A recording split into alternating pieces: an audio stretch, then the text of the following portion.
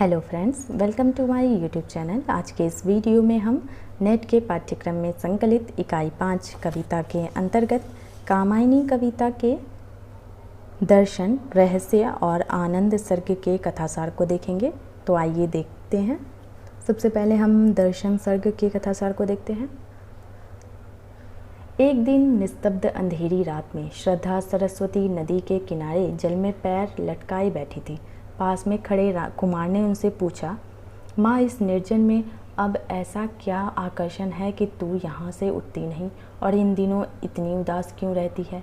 उठ, घर को चल, देख तो उसमें से गंध धूम निकल रहा है। श्रद्धा ने ऐसी प्यार भरी भोली बातों को सुनकर उसे चूम लिया और समझाया, बेटा, मेरा घर इससे कहीं बड़ा है। वह दीवालों में बंधा हुआ नहीं है। यह विस्तृत उन्मुक्त विश्व जिसके ऊपर आकाश की छत और पृथ्वी का आंगन है, मेरा वास्तविक घर है। विश्व के इस आंगन में सुख दुख आते हैं। पवन शिशु का सा क्रीड़ा करता है और उन्नति अवनति, सृष्टि विनाश के द्वंद्वों से युक्त होने पर भी यह सदा सुंदर बना रहता है। यह शांति, शीतलता और आनंद का निकेतन है। इससे हासिल होने वाला ताप एक भ्रांति मात्र है। इसी समय पीछे से किसी ने पूछा, माता, यदि तुम्हारा दृष्टिकोण इतना उदार है तब तुम मुझसे क्यों विरक्त हो? श्रद्धा ने मुड़कर देखा, ईरा खड़ी है। उसने उत्तर दिया, तुमसे तो विरक्ति का प्रश्न ही नहीं उठता। जिस व्यक्ति को अपना कर ना रख सकी उससे तुमने आश्रय दिया। इसके बदले में मेरे पास देने को कुछ भी नहीं है। नारी के पास माया और ममता का ही बल है। वह स्वयं सभी के अपराधों को क्षमा करती है। ऐसी दशा में उसे कौन क्षमा कर सकता है? मैं जानती हूँ मेरे पति ने अपराध किया है, उसके लिए मैं तुमसे क्षमा चाहती हूँ। ईरा बोली, बात ऐसी नहीं है। स्त्री हो चाहे पुरुष, अपराध तो सभी से होते हैं, पर अधिकार पाकर मनुष्य मर्यादा का ध्यान नहीं रखता। जो उसे समझाने का प्रयत्न करता है उसे वह अपना शत्रु समझता है। मेरे राज्य की व्यवस्था को एकदम छिन्न भिन्न हो गई है।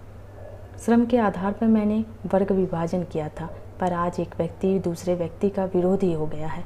जो लोग शांति स्थापना के लिए नियम बनाते हैं वे ही बड़े विप्लवों के मूल कारण बनते हैं। मनुष्य की बुद्धि को विकसित कर मैंने उसे शक्ति देनी चाहिए, पर देखती हूँ प्राणी उसका दुरुपयोग कर रहा है। तब क्या संघर्ष शक्तिहीन है, कर्म व्यर्थ है। मनुष्य को विनाश के मुख में चुपचाप चला जाने दूं? श्रद्धा ने टोका, तुम्हारी भूल यह है कि तुम्हारे सारे कर्मों में बुद्धि और तर्क की प्रधानता है। हृदय और भाव से वे अछूते हैं। इससे जीवन की सामंजस्य भावना बिखर जाती है। जीवन की धारा सत्य, चित्त और आनंदमयी है। उसे अपनी सरल रूप में ही ग्रहण करना चाहिए। सुख दुख दोनों में से एक को भी छोड़ा नहीं जा सकता। तर्क की प्रधानता के कारण तुम एक बात पर संदेह करती हो। आस्था जैसे तुम्हारे जीवन में है ही नहीं। त्याग संघर्ष से बहुत बड़ी वस्तु है, उससे तुमने नहीं पहचाना। कुमार की ओर देखकर श्रद्धा बोली, तुम्हारे लिए मेरा आदेश है कि तुम इनके साथ रहकर राष्ट्र नीति देखो। ये तर्कमयी है और तुम श्रद्धामय। तुम दोनों मिलकर सुशासन के द्वारा शांति और आनंद की स्थापना कर सकोगे। यह सुनकर कुमार को बड़ा धक्का सा लगा, पर माँ की आज्ञा का पालन करना ही उसे अपना धर्म समझा। श्रद्धा उठी और आगे बढ़कर एक गुहा द्वार पर उसने मनु को पाया। यह देखकर कि श्रद्धा अकेली है, मनु बड़े दुखी हुए। बोले, वह ईरा चलते चलते तुम्हारे साथ छल कर गई। श्रद्धा ने उत्तर दिया, तुम इतने संदेही क्यों हो? कुछ देखकर आज तक कोई दरिद्र नहीं हुआ। अब तुम स्वतंत्र हो और हम तुम दोनों मिलकर सुख से रह सकेंगे। इसी बीच अंधेरा गहरा हो उठा। थोड़ी देर में ज्योत्सना की एक रेखा उसमें प्रस्फुटित हुई, जिससे अंधकार केश कलाप सा प्रतीत हुआ और शिव का आलोक शरीर स्पष्ट दिखाई दिया। उनका तांडव नृत्य प्रारंभ हुआ और नृत्य करते करते जब वे थक चले तो उनके शरीर से पसीने की बूंदें झरने लगी। वे ही सूर्य, चंद्र और तारा बन गई। चरण चाप से जो धूली कण उड़े वे पर्वत और अनंत ब्रह्मांडों के रूप में चारों ओर बिखर गए। रजत गौर भगवान शंकर के ओंठों पर मुस्कान खिल उठी तो वह ऐसी प्रतीत हुई जैसे हीरे के पर्वत पर विद्युत झलक उठी हो। मनु इस रम्य दृश्य को देखकर तन्मय हो गए। श्रद्धा से उन्होंने कहा, प्रिय, सहारा देकर उन चरणों तक मुझे ले चलो। वहाँ पहुंचकर सब पाप ताप गल जाते हैं, सब सुख सब दुख शोक दूर हो जाते हैं, पीड़ा देने वाली बोध वृत्ति तक शेष नहीं रहती। यह मूर्ति कैसी एक रस अखंड और आनंदमयी है। श्रद्धा, मुझे वहीं ले चलो।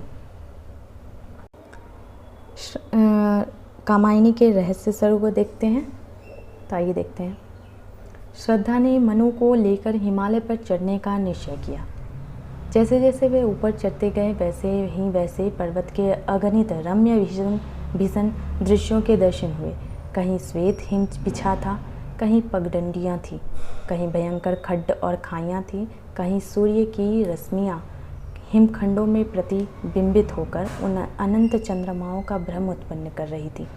कहीं हाथी के समान काले बादल मस्ती से झूम रहे थे, कहीं झरने झर रहे थे, कहीं हरियाली छाई थी। इन सबके ऊपर आकाश का चुंबन करती पहाड़ की चोटियाँ बड़ी अद्भुत और मनोरम प्रतीत होती थी। मनु चढ़ते चढ़ते थक गए। श्रद्धा से उन्होंने कहा, ना तो इस शीत पवन से सामना करने की सामर्थ्य मुझ में है, ना मैं अभी इतना कठोर हृदय हूँ कि जिन्हें पीछे छोड़ आया हूँ उन्हें एकदम भुला सकूँ। अतः पीछे लौट चलो। श्रद्धा बोली, पीछे लौटने का समय तो अब नहीं रहा। रही थकावट की बात, थोड़े साहस से काम लो। हम थोड़ी देर में ही कहीं विश्राम योग्य स्थान पालेंगे। बातों में दोनों एक समतल भूमि पर जा पहुँचे। इसी समय संध्या घिराई। शून्य की ओर आंख उठाते ही मनु ने तीन रंग के 3 लोक देखे। उन्होंने श्रद्धा से पूछा, श्रद्धा, ये नवीन ग्रह कौन से हैं? श्रद्धा ने कहा, इन्हें मैं जानती हूँ, तुम स्थिर चित्त होकर सुनो। उषा की लालिमा लिए यह जो गोलक दिखाई देता है वह इच्छा लोक है। इसमें भावों की प्रतिमाएं निवास करती हैं। यहाँ शब्द स्पर्श रस रूप की अप्सराएं नृत्य करती है। माया यहाँ शासिका है, वही समस्त भाव चक्र को चलाती है। अधिक स्पष्ट शब्दों में माया के फंदे में फंसने का तात्पर्य यह है कि प्राणी मधुर संगीत सुनना चाहता है, कोमल शरीर का स्पर्श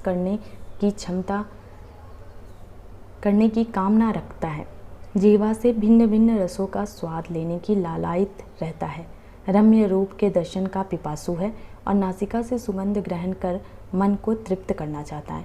भाव सत्य भी हो सकते हैं और असत भी। अतः मनुष्य अपने स्वभाव के अनुसार पुण्य की ओर भी झुक जाता है और पाप की ओर भी। सुख भी पा सकता है, दुख भी, उन्नति भी कर सकता है, अवनति भी। मनु बोले, यह देश वास्तव में सुंदर है, परंतु यह श्याम देश कैसा है? कामायनी ने कहा, इसे कर्मलोक कहते हैं। यह लोक धुंधला है, अर्थात कर्तव्य क्या है और अकर्तव्य क्या, यह निश्चय पूर्वक कभी नहीं कहा जा सकता। नियति यहाँ की शासिका है और वही कर्म चक्र को घुमाती रहती है। कर्म करने वालों को विश्राम नहीं मिलता है, वे सदैव संघर्ष में लीन रहते हैं। उनके नाम का जयघोष होता रहता है, पर जो पराजित और दलित हैं वे नित्य दुखी रहते हैं। महत्वाकांक्षा की झोंक में यहाँ के प्राणी बड़े से बड़े पाप करने पर उतारू हो जाते हैं।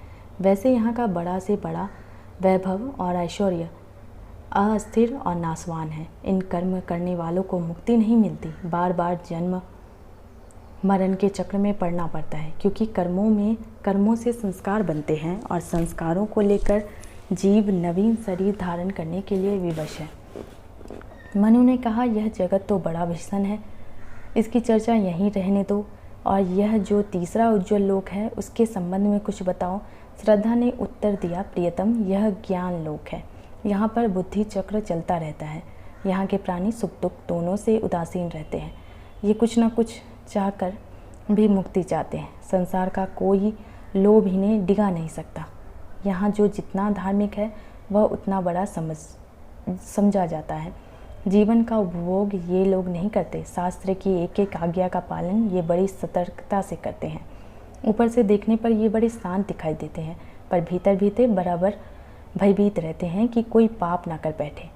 इनकी सबसे बड़ी भूल यह है कि इच्छाओं का ये तिरस्कार करते हैं और प्राणी का लक्ष्य उसके जीवन को नहीं मानते, वरन किसी अलक्ष्य सत्ता में विश्वास रखते हैं। इस प्रकार दुख और अशांति का मूल कारण यह है कि प्राणियों के जीवन में इच्छा, कर्म और ज्ञान में कोई सामंजस्य नहीं है। मनुष्य ऐसी इच्छाएं करता है जो पूरी नहीं हो सकती, ऐसे कर्म करता है जो विवेक सम्मत नहीं, और ज्ञान में फंसता है तो जीवन का ही तिरस्कार कर बैठता है। उसी समय श्रद्धा मुस्कुरा दी। मुस्कान ज्वाला बनकर उन लोगों में फैल गई जिससे वे मिलकर एक हो गए। थोड़ी देर में एक दिव्य संगीत की ध्वनि उन्हें सुनाई पड़ी, जिसमें डूबकर दोनों ने गहरी तन्मयता का अनुभव किया। अब देखते हैं कामायनी के अंतिम सर्ग, आनंद सर्ग। एक दिन यात्रियों का एक दल नदी के किनारे किनारे पहाड़ी पथ से वहां जा रहा था जहां श्रद्धा और मनु तप में लीन बैठे थे। उनके साथ धर्म का प्रतिनिधि एक बैल था जो सोमलता से ढका था। उसकी एक ओर मानव था, दूसरी ओर ईरा। इनके पीछे जंगली हिरणों की एक टोली थी जिन पर यात्रा का सामान लदा था। उन्हीं पर कुछ बच्चे बैठे थे। उनकी माताएं उन्हें पकड़कर उनसे बातें करती जाती थी। एक बच्चे ने अपनी माँ से झुंझलाकर कहा, "तू कितनी दूर से कह रही है कि वह स्थान अब आया, परंतु रुकने का समय अब भी नहीं आया।" फिर वह ईरा के पास पहुंचा और उससे उस स्थान के संबंध में पूछताछ करने लगा। ईरा ने कहा, "मैंने ऐसा सुना है कि मानसिक दुख से दुखी एक व्यक्ति कभी इधर आया था। उसने आते ही अपने चारों ओर अशांति फैला दी। फिर उसे खोजती एक स्त्री आई, वह उसकी पत्नी थी। उसके प्रयत्न से सभी स्थानों पर पूर्ववत शांति छा गई। आजकल वे दोनों प्राणी मानसरोवर के किनारे बैठे अपने सुंदर उपदेशों से वहां जाने वालों को शांति का उपदेश देकर संसार का कल्याण करने में अपने जीवन के पलों का सदुपयोग कर रहे हैं। यह बैल धर्म का प्रतिनिधि है। वहां जाकर हम इसे मुक्त कर देंगे।" इसी बीच उत्तराई पार करके वे एक समतल घाटी में पहुंचे। वहां हरियाली छाई थी। लता, कुंज, गुहा, गृह एवं भरी सरोवरों से वह स्थान रमणीय हो उठा था। वहां एक एक भूभाग फूलों से भरा था। मानसरोवर का दृश्य तो वर्णातीत था। इसी समय संध्या हुई और चंद्रमा आकाश में उगाया। मनु मानस के तट पर ध्यानमग्न बैठे थे। श्रद्धा पास ही में अपनी अंजलि में फूल भरकर खड़ी थी। उसी समय उन पुष्पों को उसने बिखेर दिया। सभी ने पहचान लिया कि ये ही मनु श्रद्धा है। आगे बढ़कर सभी ने झुककर उन्हें प्रणाम किया। ईरा ने श्रद्धा के चरण छुए और कुमार तो माँ की गोद में जा बैठा। ईरा बोली, "इस तपोवन के दर्शन करके आज मैं अपने को धन्य समझती हूँ। आपके आकर्षण के कारण ही मैं यहाँ तक आई हूँ।" इसके उत्तर में श्रद्धा ने कुछ भी नहीं कहा, पर मनु थोड़ी मुस्कुराए और बोले, "देखो, संसार में कोई पराया नहीं है। व्यापक दृष्टि से देखने पर अपने अपने स्थान पर सब ठीक है। जैसे समुद्र की लहरें समुद्र ही हैं, जैसे चांदनी में खिले तारे चांदनी ही हैं, वैसे ही जड़ और चेतन सब ब्रह्ममय है। यह ठोस जगत सूक्ष्म परमात्मा का शरीर है। इस मैं तो के भेद ने एक प्राणी को दूसरे प्राणी से पृथक कर रखा है। मनुष्य मनोविकारों के ऊपर उठकर जब इनका खेल देखता है, तब वह इस निर्विकार स्थिति में पहुंचता है जहां सुख ही सुख है। वास्तविक सुख न संघर्ष में नहीं, सेवा में है। दूसरों की सेवा अपना ही आत्मविकास है, अपने ही सुख की वृद्धि है।" उसी समय कामायनी मुस्कुराई। उसके साथ समस्त सृष्टि ही मुस्कुरा उठी। पवन मस्ती से चलने लगा। लताएं हिलने लगी, भ्रमर गूंजने लगे, कोकिल कूक उठी, सुमन रसभार से झड़ने लगी। हिमखंडों पर चंद्र किरणें प्रतिबिंबित होकर मणि दीपों का भ्रम उत्पन्न करने लगी। रश्मियां अप्सराओं सी नाचने लगी। हिमालय की गोद में मानस की लहरियां की क्रीड़ा ऐसी प्रतीत हुई मानो शिव के आगे गौरी नृत्य कर रही हो। इस दृश्य को देखकर सब तल्लीन हो गए। सबने एक अभेद भाव का अनुभव किया। सबको अखंड आनंद की उपलब्धि हुई।